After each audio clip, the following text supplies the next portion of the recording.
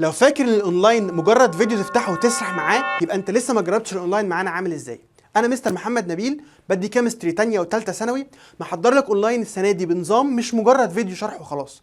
تعال اقول لك انا محضر لك ايه. السلام عليكم اعزائي الطلبه في كل مكان، اهلا بيكم في فيديو جديد عشان ارد على اسئلتكم اللي جات لنا كتيره جدا على الصفحه. بدات الناس تسالنا هتبداوا امتى ونظامكم السنه دي عامل ازاي، فطلعت في الفيديو النهارده علشان اوضح للطلبه نظامنا هيبقى ان شاء الله ماشي ازاي. السنه دي نظام الاونلاين بتاعنا مختلف تماما عن اي نظام اونلاين انت شفته قبل كده، حتى معايا انا شخصيا في السنين اللي فاتت. بدانا نحاول نطور ونضيف بعض الصفات الجديده في السيستم، بحيث ان الطالب اي مشكله كانت بتواجهه قبل كده في الاونلاين نبدا نحلها ان شاء الله. كان مشهور جدا عن الاونلاين ان هو حاجه مشتته للطالب، بتخلي الطالب يراكم، بتخلي الطالب فهمه احيانا يبقى قليل. ولكن بدانا السنه دي نضيف بعض الصفات، زي مثلا ان احنا قسمنا الدرس الواحد لفيديوهات قصيره، بحيث ان انت تخلص الفيديو تبقى فاهمه كويس جدا، وكمان تحل عليه في ساعتها. في امتحان صغير جدا بعد الفيديو تحل على اللي انت فهمته، فلو انت خلصت الفيديو حليت عليه مظبوط انت كده ماشي في الخطوات الصح. هتلاقي نفسك بسهوله جدا جدا مشيت على الجزء اللي بعده واللي بعده واللي بعده بمنتهى السلاسه وخطواتك ثابته. فبالتالي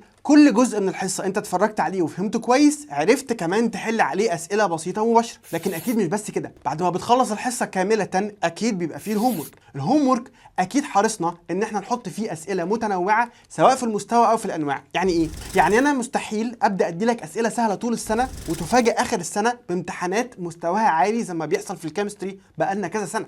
فبالتالي لازم انوع الاسئله من السهل للمتوسط للصعب كمان باشكال مختلفه، منها الام سي كيو ومنها الايسي، بحيث ان انت من اول يوم ومع اول حصه في السنه تتدرب على كل انواع الاسئله وتلاقي نفسك عارف تحل امتحانات اخر السنه من اول يوم. فبالتالي انت كده فاهم الحصه كويس جدا على اجزاء وحالل الهوم ورك وكله تمام. طب لو واجهتك اسئله في الهوم ورك مش عارفها، بنعمل فيديو موديل انسر لكل سؤال منفصل، بحيث ان انت بسهوله جدا تقدر تشوف السؤال اللي ناقصك او اللي مش فاهمه وتروح تتفرج على الفيديو المخصص ليه هو بس. فعملنا لينك ما بين السؤال وما بين الفيديو، ما يبقاش فيديو كامل على بعضه للهوم ورك. طبعا مش بس كده، اكيد في كويزز كل حصه، واكيد في امتحانات شهريه. كل ده ليه؟ كل ده عشان تقدر تحدد مستواك وتقدر تحدد فين المشكله ونقدر نحسنها.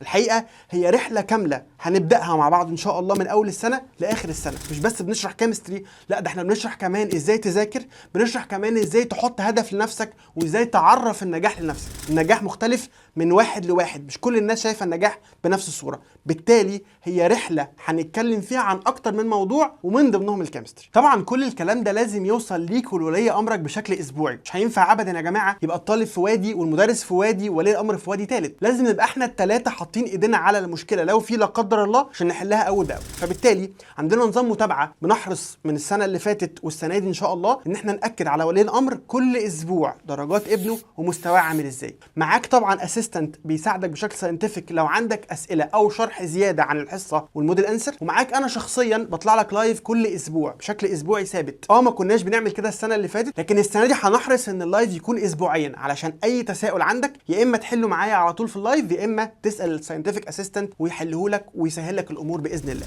كده انت بقى عندك ان شاء الله شرح متقسم وعليه كويزز صغيره، بقى عندك هوم ورك متكامل بمصادر مختلفه، بقى عندك كويز وامتحان شهري، وكمان نظام متابعه دقيق جدا، وكاننا ما عندناش غير طالب واحد. يعني بنعامل كل طالب وكأنه هو ده الطالب الوحيد اللي موجود عندنا. طبعا لو انت عايز تسجل معانا بتدخل على اللينك اللي قدامك بتاع الويب سايت بتاعنا، بتبدا تسجل بياناتك وحد من عندنا من التيم بتاعنا بيتواصل معاك. اولا بيشرح لك نظام المنصه بالتفصيل عامل ازاي ليك انت، ثانيا بيفهمك ازاي تحصل على الكتب بتاعتنا والملازم سواء هوم ديليفري او من السناتر. لو لسه عندك اي استفسارات او تساؤلات تقدر تتواصل معانا على الارقام اللي قدامك دي او تبعت لنا رسائل على المسج بتاعت الصفحه. وعملنا هديه لاول 30 طالب هيحجزوا معانا خصم 50% على اول شهرين. ما تفكرش كتير، الاونلاين عندنا مختلف جدا. اشوفكم على خير يا ابطال.